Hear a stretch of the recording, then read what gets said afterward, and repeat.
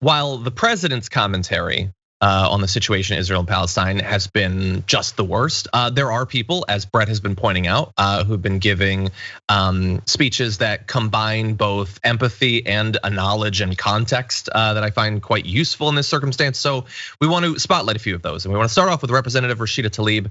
Here's what she had to say. I am a reminder to colleagues that Palestinians do indeed exist, that we are human, that we are allowed to dream. We are mothers, daughters, granddaughters. We are justice seekers and are unapologetically about our fight against oppressions of all forms. And colleagues, Palestinians aren't going anywhere no matter how much money you send to Israel's apartheid government.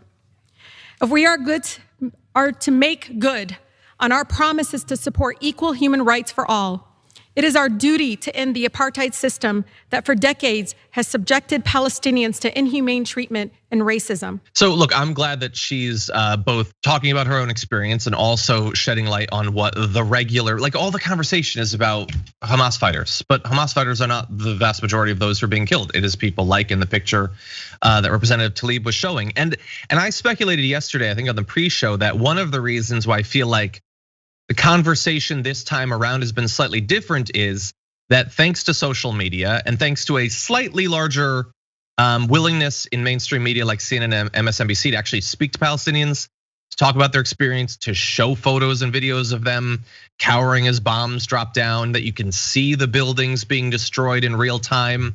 It is more difficult to just throw your hands up on both sides, to accept the official statements from either the government or the military.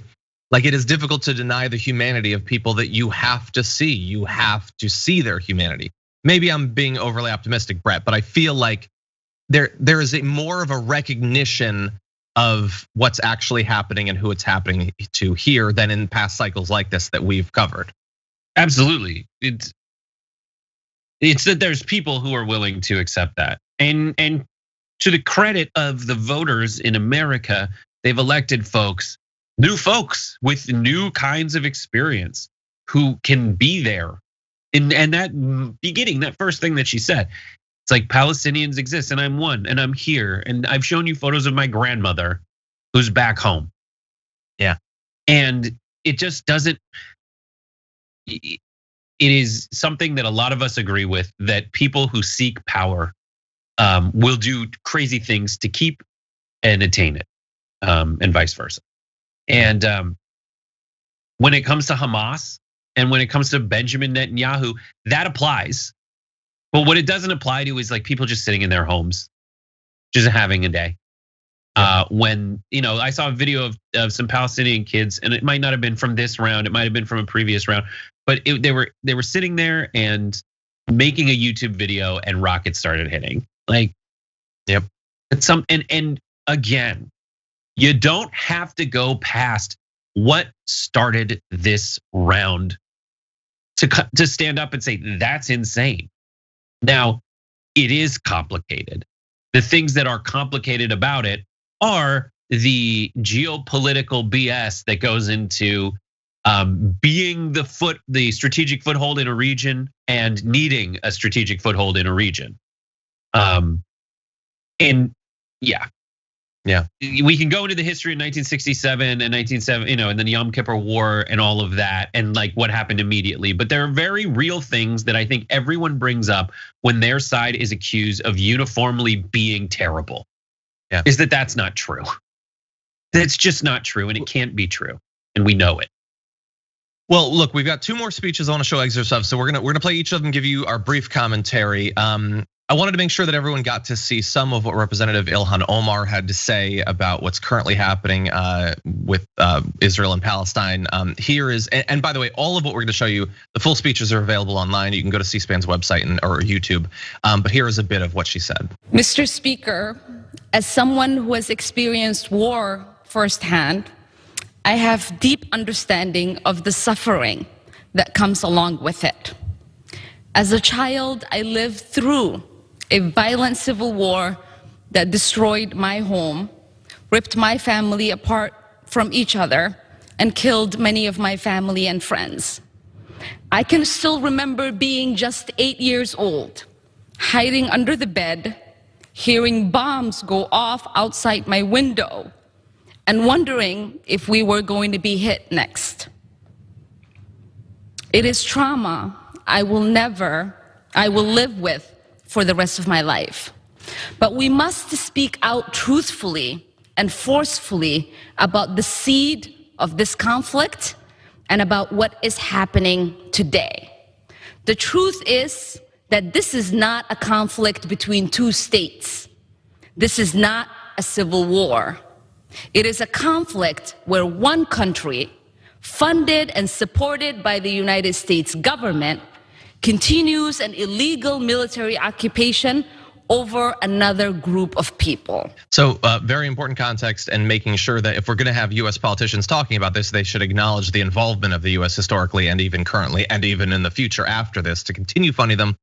And she's willing to lay it all out and be honest about it. But also she talked about her experience and think like this is a representation right in front of us of why it is good perhaps to not exclusively have a government made up of 99% white males who went to an Ivy League school, became lawyers, and then eventually served in their state legislature and then went and became a congressman basically.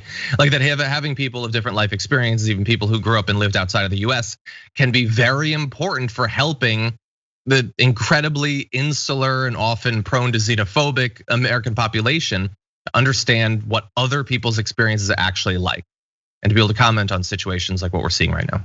What do you think, Brett? Yeah, I mean, I agree with that sentiment. Like I've talked to people who have similar experience. I know a guy who's Iranian, and when he was a kid, he was talking and fine, and then a rocket hit his house, and he didn't talk for 5 years. Jesus. And he carries that around with him, and you see him, and he's like really happy-go-lucky guy, but he's like, has a scar down the side of his head, and he's just like, it's crazy that he's able to have just be a fun-loving dude after that. I know. I can't imagine. And meanwhile, counter whatever. I'm stuffy today, but juxtapose that to people like Marjorie Taylor Greene who are pretending that they're the true victims of the Israel-Palestine conflict. I didn't even see that. I guess I'm not shocked that she would try, but yeah. Well, there's no, but that prevailing sentiment from her that this is the real deal, that she knows about it to the very least, that she's the one who goes out there and saying these Hamas Gaza bombers, without remembering the beginning of the sentence, the setup to it. Like this interaction, this escalation over the last few days is purely political. It has nothing to do with who attacked who. It has nothing to do with the history of Gaza and who has ruled over it for millennia. Yeah. It simply has to do with Benjamin Netanyahu trying to keep power. That is it. Tie a bow around it. It's done. And the people who run America's purse strings are just like, ugh, we made this decision a while ago. And that's another theme of it, right? Another theme is, well, this has been happening. So if we change it in any material way, we're gonna have to deal with real feelings and real consequences, and they don't wanna do that. So a lot of the Americans in power right now are just looking around being like, I hope it doesn't escalate too much.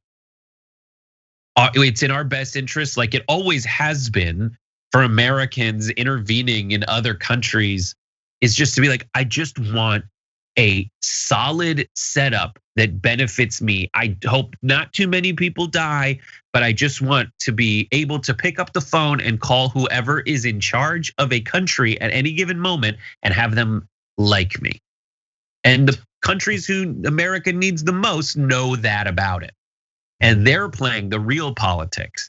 And as we look back on the politics in America and people arguing, blah, blah, blah, it goes nowhere near what is happening here. But I just remind people, the thing we were afraid about with Trump going into an election is that he would start a war to keep people behind him because folks rally around their leader during a time of war. That so thing we're afraid about, that's exactly what's happened. Netanyahu's just like, it's not the first time. in this particular country with this particular politician. Yeah.